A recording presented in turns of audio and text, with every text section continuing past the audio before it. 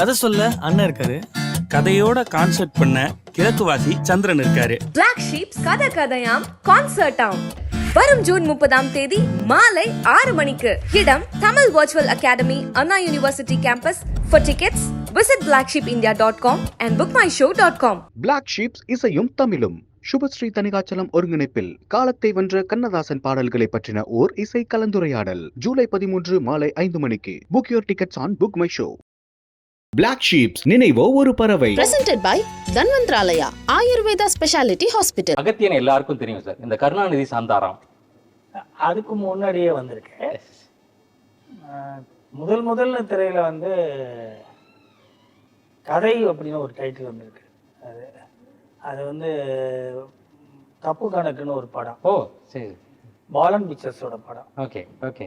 அதுக்கு வந்து முதல்ல கதை, இது வந்து கதை, இது வந்து மனசுக்கேத்த மகாராசா. இது வந்து கருணாநிதி சாந்தாராம் அப்படிங்கிறது முதல்ல வந்தது. கருணாநிதி அப்படின்னு தப்பு கணக்கில் வந்திருக்காது. அது தெரியாது, ரொம்ப பேருக்கு தெரியாது. அப்படி வந்து உண்மையிலே புது செய்தி சார். உண்மையிலே டிஜிட்டல் எங்கேயுமே அது இல்லை சார். தப்பு கணக்கு அப்படிங்கிறது விஷயம் எங்கேயுமே இல்லை, பதிவு பண்ணப்படல. இருக்கிறதுக்கு சான்ஸ் இல்லை. Chance okay okay. அது யார் ஹீரோவா பண்ண படம் சார்? யார் டைரக்ஷன்? ஆக்சுவலாக அது வந்து என்னன்னா பாலன் பிக்சர்ஸோட படம். Okay sir. ஹீரோவா பண்ணது வந்து சரண்ராஜும் சந்திரசேகரும், 2 பேரும் லீட் ரோல். அது பந்தயம்னு பழைய படம் கேள்விப்பட்டிருக்கீங்களா? ஆமா ஆமா சார். ஜெமினி கணேசன், ராஜன் 2 பேரும் பண்ணியிருந்தாங்க இல்லையா? அதுதான். அது வந்து ஓஹென்ரியோட ஆஃப்டர் 15 இயர்ஸ் கதை அது. நான் அப்போ சினிமாவில் வந்து அப்படியே பண்ணிட்டு இருக்கும்போது ஆஃப்டர் 15 இயர்ஸ் எனக்கு ரொம்ப பிடிச்ச ஒரு கதை. சும்மா விளையாட்டாக ஒரு தடவை வந்து ஒரு வார பத்திரிகையில் மீண்டும் அந்த கதையை போட்டிருந்தாங்க. சரி பொழுதுபோக்காக தானே உட்காந்துருக்கோம், சும்மா தானே உட்காந்துருக்கோம், அது ஒரு ஸ்க்ரீன் பிளே பண்ணுவோமே அப்படின்னு சொல்லிட்டு அந்த மறுபடியும் அந்த கதையை ஒரு ஸ்க்ரீன் பிளே பண்ணேன். பண்ணும்போது அன்எக்ஸ்பெக்டடாக அப்போ தான் வந்து பாலன் பிக்சர்ஸ் வந்து உங்களுக்கு கோபாலபுரத்தில் இருந்துச்சு. அது வழியா போயிட்டு இருக்கும்போது அங்க வெளியில வந்து இந்த சாந்தாராம் நின்றுட்டு இருந்தாரு. அவர் எனக்கு வந்து நண்பர், எப்படின்னா ரொம்ப பெரிய பழக்கலாம் இல்லை, ஒரு அறிமுகமான நண்பர். உள்ள வாங்க அப்படின்னு கூப்பிட்டாரு. உள்ள கூப்பிட்டு போயிட்டு அப்பதான் அறிமுகப்படுத்தினாரு அவங்கள்ட்ட. அவங்க உடனே கதை சொல்லுவீங்களான்னு கேட்டாங்க. சொல்லுவாங்க. நாங்க பந்தயம்னு ஒரு படம் பண்ணோம், அது திருப்பி பண்றதா இருக்கோம், அதை உங்களால பண்ணி தர முடியுமா அப்படின்னாங்க. நான் அப்பதான் பண்ணியிருக்கேன். இதுதான் வந்து வாழ்க்கையில வந்து யதார்த்தமான நடந்த நிகழ்ச்சி. உடனே கதை சொன்னேன், உடனே ஓகே ஆகிப்போச்சு, பண்ணாங்க. தப்பு கணக்குன்னு ஒரு டைட்டில் வச்சாங்க, அது அப்படியே ஆயிடுச்சு. தப்பு கணக்காவே ஆயிடுச்சு. தப்பு கணக்கு. சாந்தாராம்ங்கிறது அவரோட பேர் தானே? அவர் பேர் வந்து நாராயணன். ஆக்சுவலா அவர் பேர் நாராயணன். நான் ஒரே ஒரு படம் வந்து எம்ஏ காஜா சார் முழு படம் ஒர்க் பண்ணேன். அதுதான் எனக்கு முன்னாடி இவர் ஒர்க் பண்ணியிருக்காரு. அதுக்கு பிறகு இவர் வந்து அப்ராட் போயிட்டாரு. திருப்பியும் வந்து சினிமாவில் இது பண்ணும்போது ஒரு சந்தர்ப்பம் ஏற்பட்டுச்சு, சந்திக்கிற சந்தர்ப்பம் ஏற்பட்டுச்சு. நாராயணன்கிற பேரை அவர் சாந்தாராம்னு மாத்திக்கிட்டாரு. ஸோ அங்க போனதுனால அவர் என்ன கேட்டாரு அப்படின்னா, நல்லா ஞாபகம் இருக்கு, அது அப்படியே உண்மையை உங்களோட சேர்ந்து நான் வேலை பார்க்கட்டுமா அப்படின்னு கேட்டாரு. நான் சொன்னேன், என்னோட டெம்பரமெண்ட் வேற, நான் வேற மாதிரி யோசிக்கிறவன், எனக்கும் உங்களுக்கும் ஒத்து வராது அப்படின்னு. இல்ல நான் உங்களோட சேரணும்னு நினைக்கிறேன். சரி வாங்க அப்படின்னு கூப்பிட்டு, பட் நான் யோசித்த மாதிரியே தான் இருந்துச்சு.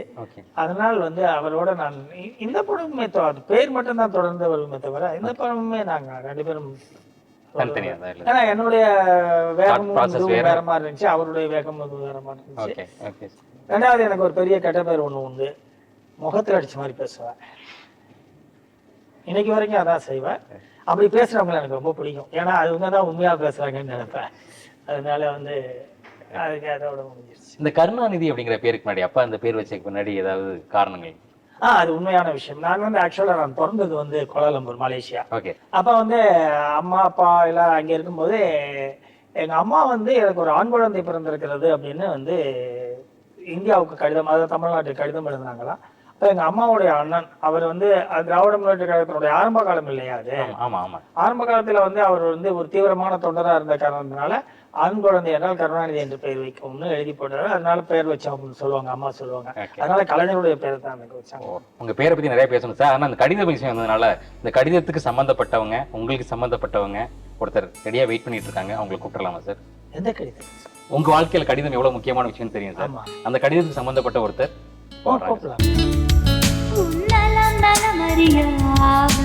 இப்போதான் சார் வந்து அவருடைய பேர் கருணாநிதி அப்படிங்கிற பேரே கடிதத்தில் வைக்கப்பட்ட பேர் அப்படின்னாரு. கோலாலம்புல குழந்தை பிறந்த உடனே எங்கள் அண்ணன்ட்ட கேட்டதுக்கப்புறம் லெட்டரில் கருணாநிதினு பேர் வைங்க அப்படின்னதுக்கப்புறம் பேர் வச்சாங்களாம் கருணாநிதி அப்படின்னு சொல்லி. அப்படிப்பட்ட கடிதம் உங்கள் வாழ்க்கையில் ரொம்ப முக்கியமான கடிதம், அவர் உருவாக்கின கடிதம். அந்த கடிதம் நலம் நலமறிய ஆவல் அப்படின்னு சொல்லி காதல் கோட்டை படத்துடைய கதையை அவர் சொல்ல வந்தப்ப, ஏன்னா அந்த கதையை அவர் நிறைய இடங்கள்ல சொல்லி அந்த படம் நிறைய பேர்கிட்ட பேசி அப்புறம் கடைசி அது உருவாக்கிறதுக்கு வந்துச்சு. உங்ககிட்ட சொன்னப்போ உங்களுடைய ஃபர்ஸ்ட் ரியாக்ஷன் என்ன வந்தது? ஃபர்ஸ்ட் ஆஃப் ஆல் வந்து நான் அப்போ 1-2 படங்கள் பண்ணிட்டு இருந்தேன். சாருக்கு பார்க்க வந்தேன் நான் சிவசக்தி மூவி மேக்கர்ஸ் அந்த ஆஃபீஸில்.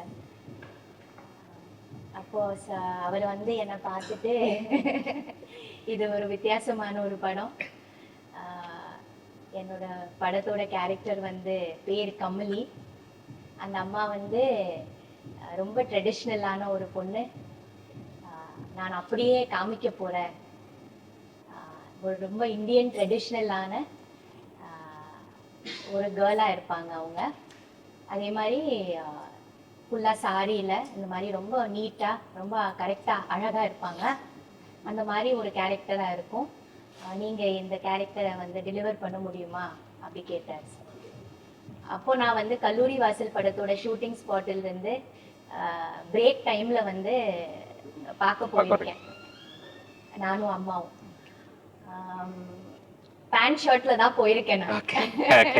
அவர் வந்து புடவை கட்டி ஒரு பொண்ணா எதிர்பார்த்துட்டு இருக்காரு, அந்த இமேஜினேஷன் இருக்காரு. நானு அந்த ஷூட்டிங் ஸ்பாட்ல பேண்ட் அண்ட் டிஷர்ட் போட்டதுனால அப்படியே வந்துட்டேன்.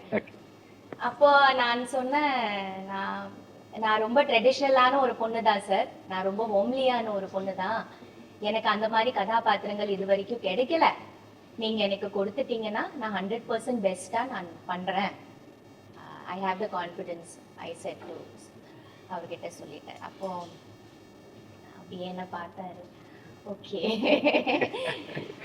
அண்ட் அப்புறம் நான் வெளியில போனேன். And then within some days எனக்கு வந்து இந்த மாதிரி உங்களை செலக்ட் பண்ணியிருக்காங்க, நீங்க வந்து ஒரு சின்னதா ஒரு போட்டோ ஷூட் நம்ம எடுக்கணும் அப்படி சொல்லிட்டு எனக்கும் கொஞ்சம் போட்டோஸ் எல்லாம் எடுத்து அவங்க பார்த்தாங்க.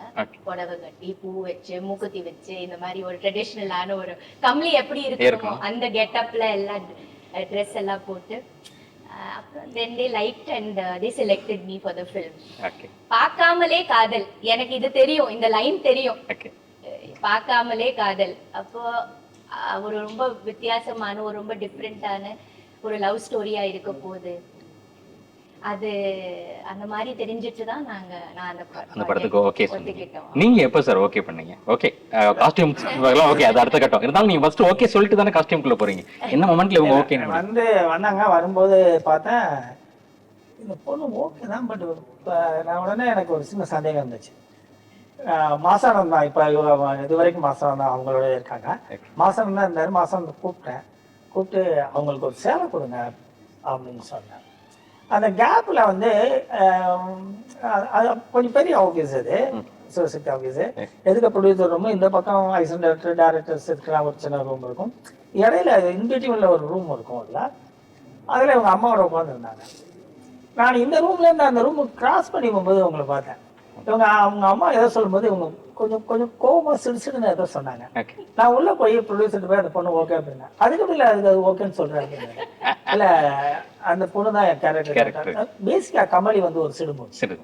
பேசிக் காரணம் என்னன்னா, அப்பாவோட இது இல்ல, கதைப்படி அப்பா இல்ல, அக்காவோட சேர்ந்து மாமாவோட ஹெல்ப்லாம் இருக்கிறாருங்க. சின்ன சின்ன விஷயத்துக்கு மாமா குத்தி காட்டுவாரு.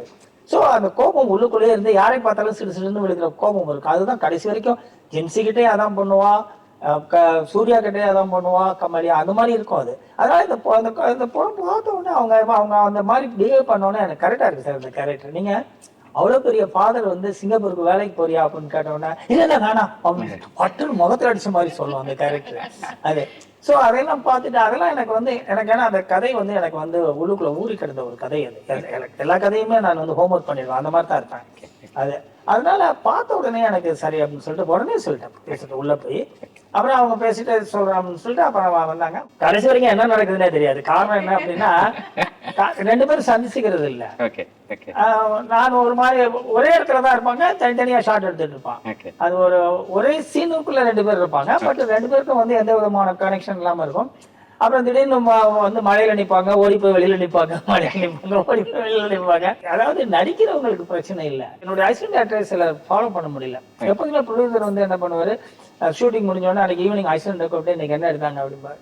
அவங்களுக்கு சொல்ல வராது, என்ன எடுத்தேன் அப்படின்னு சொல்ல வராது. ஏன்னா உன்ன கூப்பிட்டு அசிஸ்டன்ட் எதை புரியல, நீ என்ன எடுத்த அப்படிம்பாரு பாண்டியன் சார். இல்லை சார் வரோம் அப்படிம்பாரு. அவருங்க வந்து பொதுவாக அது ஒரு காம்ப்ளிகேட்டடான ஸ்கிரிப்ட் மட்டும் இல்லை, ஸ்கிரீன் பிளே அப்படிதான் இருந்துச்சு. அதனால பார்த்த உடனே எனக்கு பிடிச்சிருச்சு.